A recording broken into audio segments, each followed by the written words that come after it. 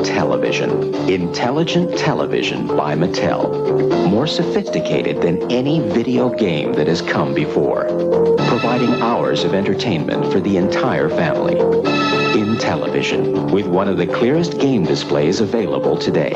Find this system, plus a complete line of sports and video game cassettes.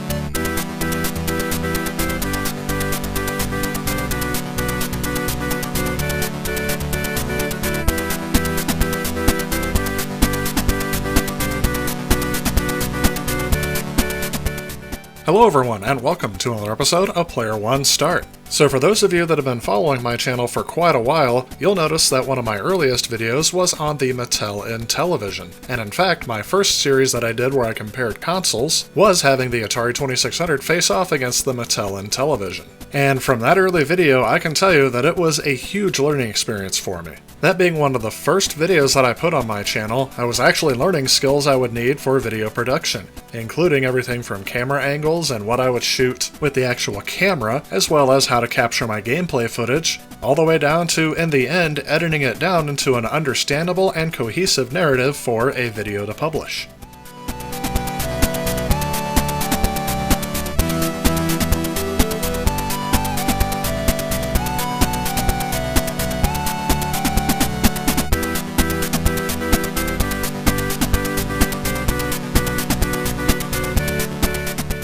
Fast forwarding to about 2.5 years later, things have definitely evolved on this channel, and I think they've improved quite a bit. But one thing I didn't account for when I was doing that review is just how passionate the Intellivision fanbase is. I mean, there's just a lot of support for this console. And to be honest, this is awesome. This is one of the things I was hoping would happen with this channel when I started publishing videos. Here I have everyone who grew up with this console, or people who are new to this console, posting comments and keeping the discussion alive about these consoles even after 40 years of their existence. However, in that video I was particularly critical of the Mattel Intellivision. And I can see how when you walk away from my review of both the Intellivision and the Atari vs. Intellivision series, that you might think that I personally hate this console. But to tell you the truth, I don't really think that this is a horrible console by any means. My biggest criticism, the reason why I enjoy the Atari better, was the controller design, and that is something I continue to struggle with this console even still to this day. Another thing I wasn't particularly a fan of was having to learn how to play each game. That was partially due to the fact that I was rushing to complete that review as quickly as I possibly could, trying to meet the deadline I had set for that video. Another factor for that opinion was the fact that I had only owned this console for a few months. But now that I've had almost 3 years to familiarize myself with this console, has my opinion really changed? Well, to try to answer that question, I thought it would be a good idea to go through and showcase some of the best games that are out there for the Mattel Intellivision.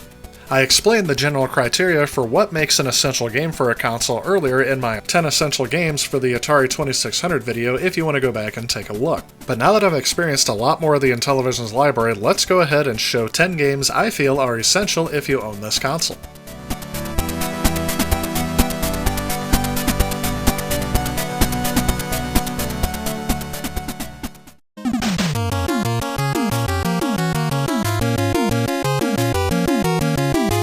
Astro Smash was released for the Intellivision video game console by Mattel in 1981. The game involves using a laser cannon to destroy falling meteors, bombs, and other targets. With more than 1 million copies sold, Astro Smash is one of the top 5 best-selling games for the Intellivision. This game was originally conceived as a game called Meteor, which was an Asteroids clone. However, the code for that game didn't fill up the entire space of a ROM chip, so the extra space was used to create a variation of a game called Avalanche. Eventually, the Meteor game was cancelled at the last minute due to concerns that it was too similar to Asteroids.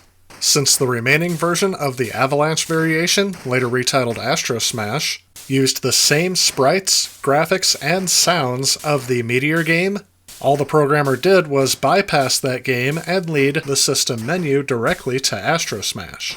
In some rare instances, if the console's reset button is pressed rapidly, an error can occur, resulting in the game starting in the original Meteor format. This game is one of my personal favorite for the Mattel Intellivision. Despite my hands usually having to lumber over the controls, this game actually has fairly tight controls and the disc isn't really inhibiting my gameplay. I did find this game very fun, if not very repetitive. I think it may be best played when you're trying to beat someone else's high score, as I think that would keep people more motivated to keep playing this game because the screen doesn't really change too much, except for at certain times when you reach a different level the background color will change.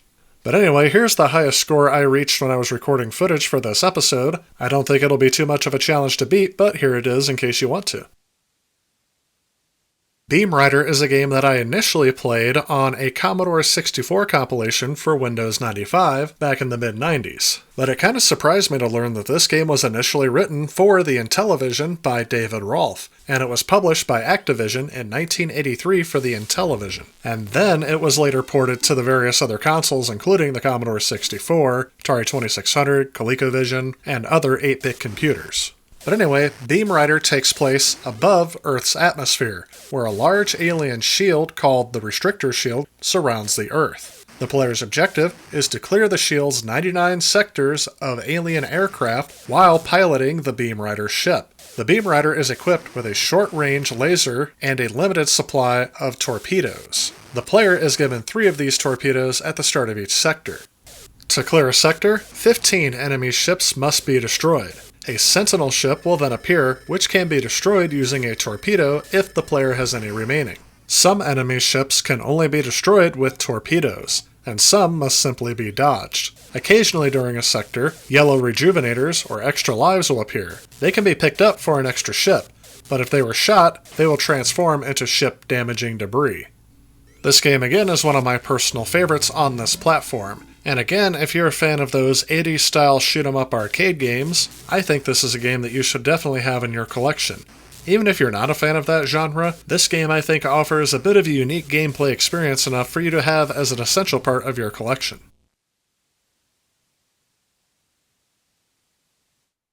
BurgerTime was released in 1982 for arcades, eventually making its way to the Mattel Intellivision in 1983. In this game, you play as Chef Pepper, and your goal is to make giant hamburgers while evil eggs, sausages, and pickles chase you around the game area. To properly make a hamburger, you must assemble all the ingredients together, dropping them from higher up onto the burger area below. To do this, you have to let Chef Pepper step over every burger ingredient. As soon as an ingredient has been stepped on, it will fall to the level below. Falling food will squash any enemy following you, and will also bump any other ingredient below it farther down. And, as an emergency defense, you can collect pepper shakers which will allow you to puff out a small cloud of pepper that will momentarily stun enemies, allowing you to walk past them. Again, I think this port is very well done, especially for the time on this console. And for a gaming console that doesn't really have a lot of platform games, I think this would be an essential for your collection.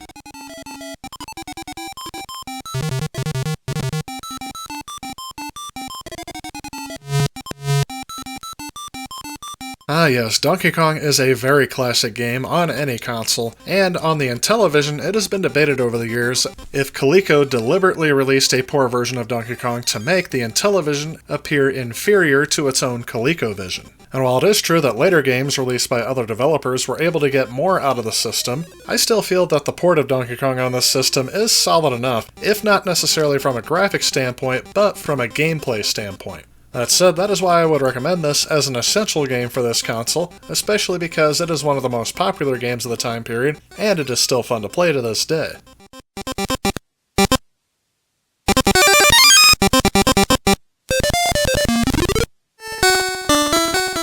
Frogger is a classic game on any system, and I think it is again done well here on the Intellivision. Unfortunately, the device I used to show games on here was not really cooperating very well with this game, so I had to go back to my tried and true method of capturing video game footage, and this showcases the game a lot better. But other than that, I can say that this is Frogger on the Intellivision, and it performs very well.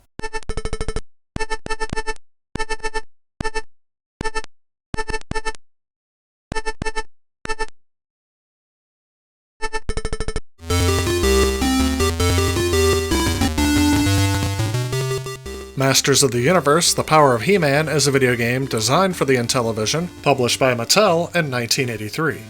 In this game, you take the role of He-Man as he takes to the skies in his air raider. You are required to dodge or shoot fireballs out of the sky while Skeletor runs on the ground beneath you. You can drop bombs on him as long as you're flying. The screen scrolls left to right depending on which direction you're facing, but the Wind Raider has a limited amount of fuel. If it runs out of fuel or you get hit by a fireball, you lose a life. Lose 5 lives and the chase is over. If you're skilled enough, you can get to a second segment of the game where you're chasing Skeletor on foot. Overall, I did find this game very fun on this console, and I would definitely recommend it as an essential game.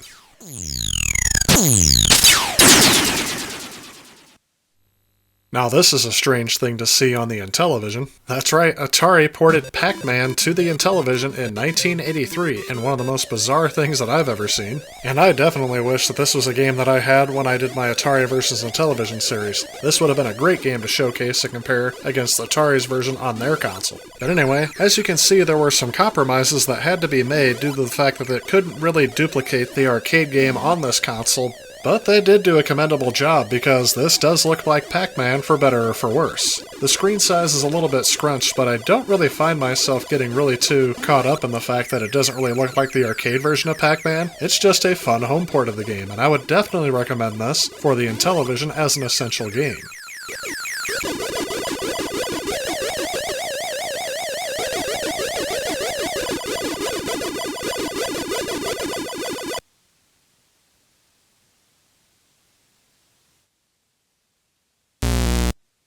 Of course, if you own any console of this time period, I would definitely recommend Pitfall because it is one of those classic and iconic titles that help push the limits of what home gaming could be. The Intellivision port is very well done, and I would recommend it as an essential game on this platform.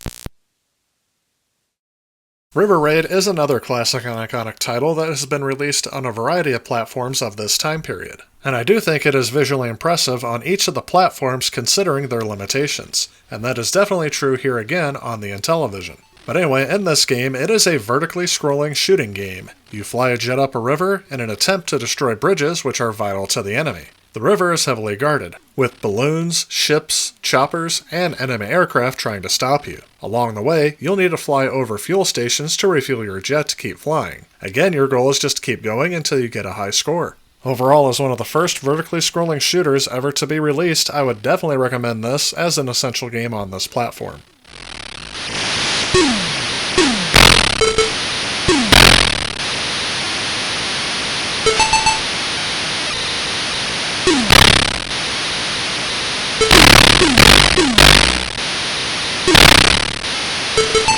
And finally, Snafu is a game released by Mattel for the Intellivision in 1981. It is one of a number of Snake games that were released in the late 70s and early 1980s. However, in this game, it features players controlling ever-lengthening serpents as they attempt to corner their opponents and trap them. The game itself contains 16 different game variations based around 2 different type game formats. Trap games may be played with either 1 or 2 players. Whichever controller is not being used will mean the computer assumes control of that player's character. In bite mode games, which I can't demonstrate here as I'm only playing this by myself, at the start of each round, each serpent grows until it reaches a certain length. Then players must direct their serpents towards the tail of their opponent. Each time the head of the serpent contacts the tail of the opponent's serpent loses a segment. Overall, this is one of the more unique titles on the Intellivision, as it is the only console that this game was ever released on.